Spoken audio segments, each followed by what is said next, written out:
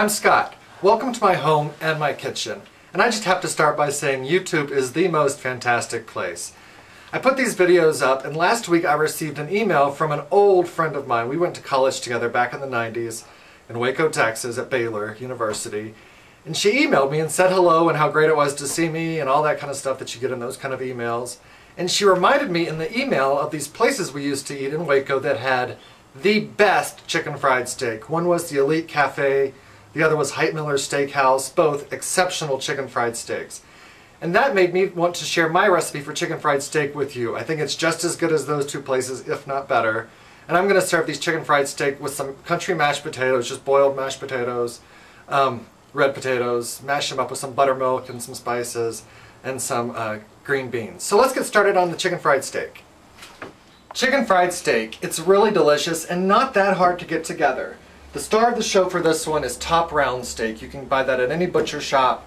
It's a tough cut of meat, so the key to this is getting it, they come in big pieces. You cut them up into serving sizes, and then get one of those mallets with the little pokey things on it, and just pound it out. That's going to tenderize the meat quite a lot. And then what you do is you take some of my barbecue dry rub, the dry rub that we did in another YouTube episode, and just sprinkle that on modestly, and let that sit in the refrigerator for about 2 hours. That's going to give the time for the meat to soak up some of those spices and make them really flavorful.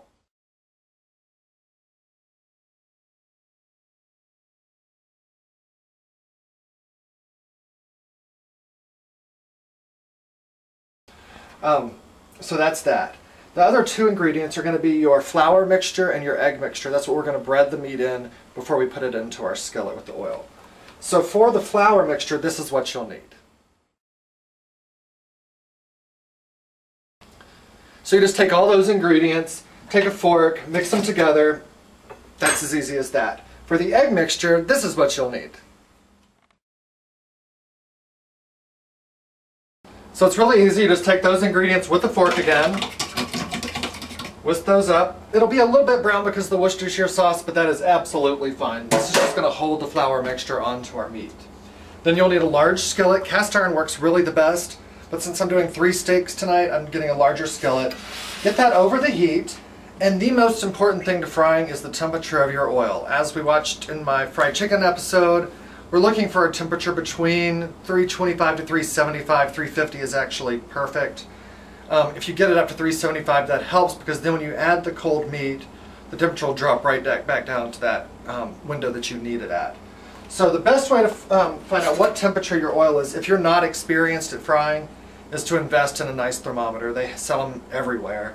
You stick this in the oil, check the temperature, and when it hits 350, 375, you're good to go.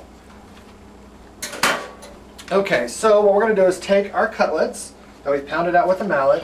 First, they go into the flour mixture, and that's just to coat it. You don't want a lot of flour on it. It's just going to be sort of a powdery coating. That goes back into your egg mixture.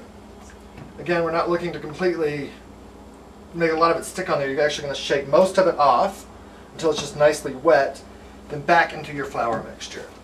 And this time you want to make sure it gets nicely coated. Your hand might get a little messed up, but you'll just wash it off until the whole thing has a nice amount of flour on it, and then right into your oil. Put this in away from you so you don't have any splashbacks. And I'll get the other 2 steaks in, then I'll show you what happens next.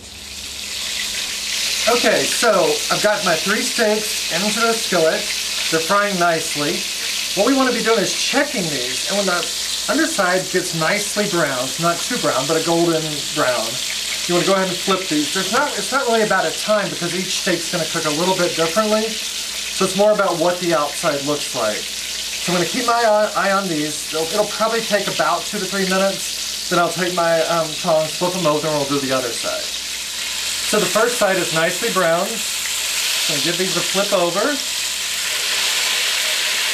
and let them go for another 2-3 minutes until the opposite side is brown, and then we'll get them out of the pan and onto a sheet tray. So the steaks are done. The underside has browned just perfectly. So I want to get these out of the oil, and I put them on a rack on a cookie sheet, because I'm actually still have to make my mashed potatoes and the gravy that I want to show you the recipe for. So I'm going to put these on a rack. We're going to put them in the oven at about 200 degrees and let them just stay warm until we're ready to serve them. So the gravy for chicken fried steak is definitely one of the key elements for this whole plate that we're serving for dinner tonight. You'll need a nice sized saucepan to start with. The ingredients you'll need for the white gravy are 1.5 tablespoons of bacon fat or butter. I prefer the flavor of bacon fat, so when I cook my bacon I save that fat that comes off of it in the refrigerator and use it for occasions like this. I know it's not the most healthy decision, but the flavor's incredible. So 1.5 tablespoons of bacon fat, 1.5 tablespoons of flour, 1.5 cups of buttermilk, another very important ingredient in this. You'll need a pinch of salt and about a 1/4 teaspoon of black pepper, a teaspoon of garlic powder, and about 1/2 teaspoon or so of this product called Better Than Bouillon. It's a chicken base. It really adds nice flavor to all this. So let's get it started in the pan by adding our bacon fat first. We're going to let that melt just a little bit, then we'll add our flour. Alright, as you can see, the bacon fat has nicely melted. We're just going to take our flour, add that right into our pan, and with a spoon we're just going to combine this. You don't want a lot of color on the flour, obviously, because this is a white gravy, but we do want to make sure that it's fully incorporated, and we give it a few seconds to cook. So I'm going to let that happen, and also making sure we try to break up all of the bits of flour. Alright, we've got that all combined. So what I'm going to do now is just add some of my dry ingredients. The garlic powder, the pinch of salt, and be careful with the salt here because the chicken base that we're using has a lot of it in there, so be careful. The pepper, and the chicken base. I said about 1/2 teaspoon. Then we're going to add our buttermilk to all this.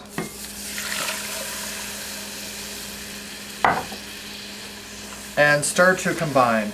We're going to let this come up to a boil. That's really where it's going to thicken its most, and then it'll start to reduce. So give it a few minutes. When it starts to boil, keep stirring. As you can see, the sauce is thickened very nicely, and the way you check this is called for nappe. You take a wooden spoon, you just run your finger right along the back, and if the line holds, it is good to go.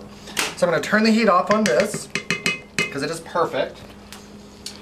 And right before I move it to another burner, I'm going to take about 1/2 tablespoon or so of sour cream, maybe a tablespoon. Mix that in really well. It's just going to give it a nice tartness to the gravy and make it really delicious. Taste it if you want more pepper or more salt, or if you wanted to add cayenne or something spicy to it, now would be the time. You can stir that all together. I'm going to set this on the back burner, put a lid on it, and it's ready to go for dinner. So all I'm going to do now is cook up my potatoes, get the green beans ready, and then we'll be ready to play. Alright, so the steaks are nicely warm, the potatoes are finished, and the beans are finished. So what I'm going to do is get one of these chicken fried steaks right off of our rack and onto the plate. And now I hit it with a little bit of our white gravy. Make sure that kind of gets a little bit over the potatoes too. And that is looking pretty good. Got to give this a taste. Yeah, that's going to be good.